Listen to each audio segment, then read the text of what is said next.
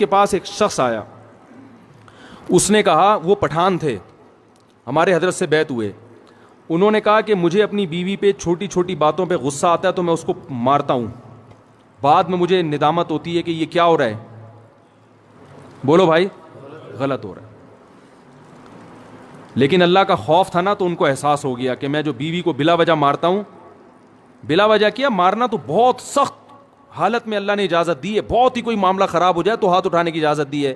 ہمارے نبی صلی اللہ علیہ وسلم نے پوری زندگی اپنی کسی زوجہ پر ہاتھ, بولو بھائی, نہیں اٹھا. یہ نبی کے اخلاق تھے. ہمارے ہاں بعض لوگوں میں رواج ہے جانوروں کی طرح کوٹتے ہیں, پیٹتے ہیں, تمیز سے بات ہی نہیں کرتے. جب بات کریں گے, یعنی حضرت مفتی تقی عثمانی صاحب ایک بیان فرما رہے تھے کہ ایک شخص نے, فرماتے ہیں, مجھے بتایا میرے والد صاحب کو کہ میں جب گھر میں جاتا ہوں تو سب گھر والے ڈرنا شروع ہو جاتے ہیں, کانپنا شروع ہو جاتے ہیں. تو بڑے فخر سے بتا رہا تھا کہ میرا گھر میں اتنا روب ہے. تو فرمایا کہ یہ قابل تعریف نہیں ہے.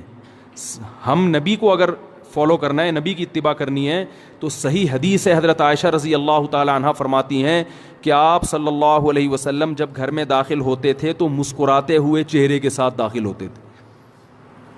تو مجھے جب کسی نے بتایا نا ایک طالب علم کا قصہ کہ وہ گھر میں داخل ہوتا ہے تو گھر والے کانپنا شروع ہوتے ہیں, میں نے کہا وہ کوئی چنگیز خان کی اولاد ہوگا, پھر وہ اس کا اصلاحی تعلق کس سے ہوگا؟ چنگیز خان سے. چنگیز خان بھی جب بغداد آیا تھا نا تو سب کیا ہو گئے تھے؟ کانپنا شروع ہو گئے. تو بھائی ہم محمد صلی اللہ علیہ وسلم کی روحانی اولادوں میں ہیں, ہم چنگیز خان اور فرعون کی اولادوں میں نہیں ہیں. تو گھر والوں کے بارے میں بھی آپ صلی اللہ علیہ وسلم نے اخلاق بتائے ہیں. ہمارے ہاں جو طاقتور مرد ہوتا ہے وہ عورت کے حقوق پی جاتا ہے. وہ شریعت صرف عورت کے بارے میں جانتا ہے, اپنے بارے میں شریعت نہیں جانتا. کہ میں جو اتنا غصہ کر رہا ہوں بیوی کے اوپر, بلا وجہ بات بات پہ سختی کر رہا ہوں, کھانا تھوڑا دیر سے پک گیا تو اس کو مارنا شروع کر دیا, ڈانٹنا شروع کر دیا, تانے دینا شروع کر دیے, اس کے بارے میں بھی قیامت کے دن مجھ سے سوال ہوگا. ایک میں واقعہ سناتا ہوں پھر اپنی بات کو ختم کرتا ہوں. دیکھو, ایک صحابی نے اپنی ایک باندی تھی, عبداللہ ابن رواحہ رضی اللہ تعالیٰ عنہ, بڑے مجاہد صحابی تھے.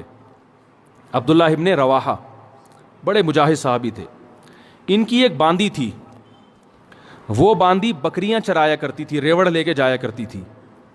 تو ایک بڑی اچھی خوبصورت بکری تھی, بڑی نسلی بکری تھی. عبداللہ ابن رواحہ نے اپنی باندی سے کہا, آپ لوگ کی توجہ ہے نا, مجھے اصل میں ذرا چیخ کے بولنا پڑ رہا ہے تو, کیونکہ وہ اسپیکروں کا سیٹ اپ تھوڑا سا اخپل طریقے والا ہے آپ لوگوں کا,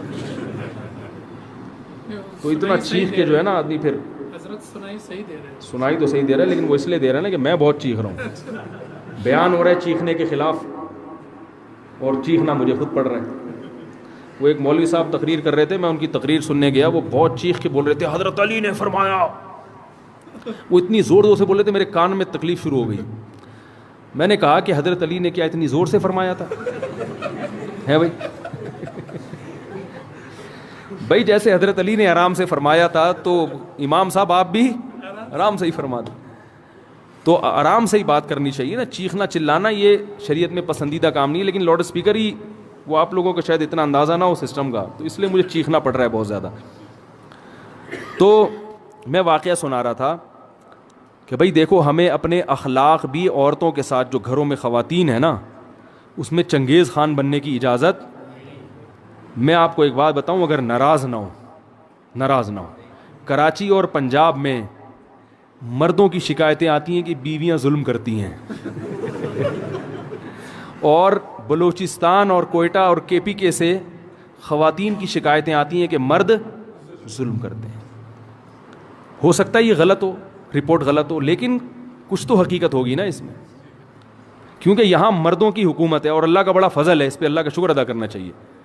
لیکن مرد کے جہاں روب ہوگا تو مرد اس روب سے ناجائز فائدہ اٹھانا شروع کر دیتا, ناجائز فائدہ اٹھانا شروع.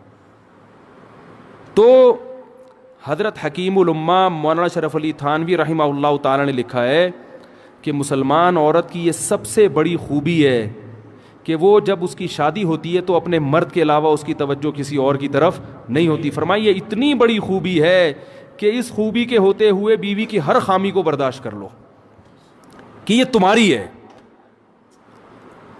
جن لوگوں نے باہر ملکوں میں سفر کیا ہے نا, وہ یہ جانتے ہیں کہ وہاں عورت میں ہر خوبی ہے, مگر اس کے بارے میں یہ بھروسہ نہیں ہوتا کہ یہ صرف میری ہے یا میرے علاوہ اس کی کسی اور کی طرف بھی رغبت ہے. یہ بہت بڑا عیب ہے. تو مسلمان عورت میں اب تک الحمدللہ خیر غالب ہے, وفا کرتی ہے اپنے شوہر کے ساتھ. شوہر کو فالج ہو جائے علاج کرے گی اس کا, بھاگے گی نہیں وہاں سے.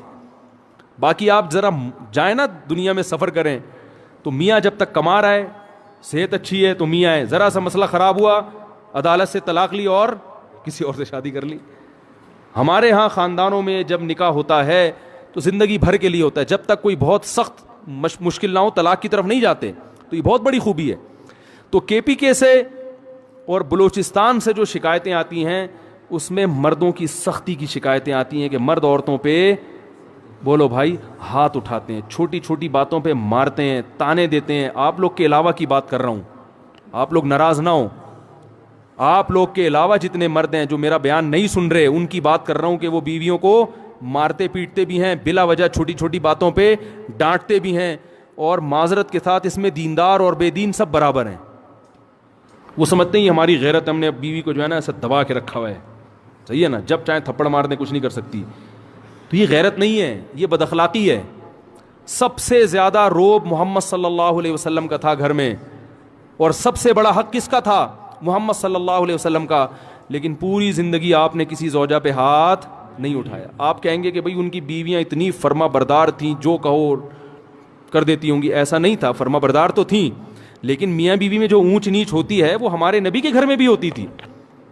صحیح حدیث میں ہے کہ ایک مرتبہ آپ صلی اللہ علیہ وسلم اپنی بیویوں سے ناراض ہو کے 1 مہینے کے لیے گھر سے باہر چلے گئے. کیونکہ جب میاں بیوی کا رشتہ ہوتا ہے تو پیغمبر کا اور امتی کا رشتہ الگ ہے اور شوہر بیوی کا رشتہ الگ ہے. اور اللہ نے آپ کے گھر میں یہ واقعات اس لیے ہونے دیے تاکہ امت کو سبق ملے کہ بھائی اختلاف کے وقت کیا کرنا ہے. تو کتنا پریشان ہوئے ہوں گے کہ 1 مہینے کے لیے گھر سے غائب ہو گئے. فرمایا میں نہیں آؤں گا قریب کسی کے. اور جب 29 تاریخ ہوئی ہے نا تو گھر چلے گئے. صحابہ نے کہا یا رسول اللہ بھی 30 دن پورے نہیں ہوئے. آپ نے فرمایا مہینہ 29 کا تھا. ٹھیک ہے, مہینہ کس کا تھا؟ ناراضی کو ختم کر دیا پھر. لیکن ایسا نہیں کیا کہ ناراض ہوئے تو گھر میں چیزیں توڑنی پھوڑنی شروع کر دی ہوں اور اٹھا کے مارنا پیٹنا شروع کر دیا ہو, جو آج ہمارا حساب کتاب ہے. ہاں کوئی بہت ہی ٹیڑھی پسلی کی عورت ہے, بالکل ہی سدھرنے کا نام نہیں لے رہی, تو شریعت نے پھر مجبوری میں ہاتھ اٹھانے کی اجازت بھی دی ہے. لیکن ایسی عورتیں ہمارے معاشرے میں ان کا ریشو بہت کم ہوتا ہے, خاص طور پر ان علاقوں میں تو فرما برداری کا عنصر زیادہ ہے. تو اس میں ایک چیز میں ایک حدیث آپ کو سناتا ہوں, اس کے بعد اپنا بیان ختم کرتا ہوں. عبداللہ ابن رواحہ رضی اللہ تعالیٰ عنہ, عرب جو تھے نا یہ عورتوں پہ بڑے سخت ہوا کرتے تھے, خاص کر قریشی. جو قریشی لوگ تھے نا یہ بیویوں پہ کیا ہوتے تھے؟ سخت ہوتے تھے. لیکن اسلام آنے کے بعد کیسے تبدیل ہوئے؟ عبداللہ ابن رواحہ رضی اللہ تعالیٰ عنہ نے نبی وہ اپنی باندی سے کہا کہ میری اس بکری کی خاص طور پر تم نے کیا کرنی ہے؟ حفاظت کرنی ہے. تو اللہ کی قدرت کہ وہ بھیڑیا آیا اور اس بکری کو کھا گیا.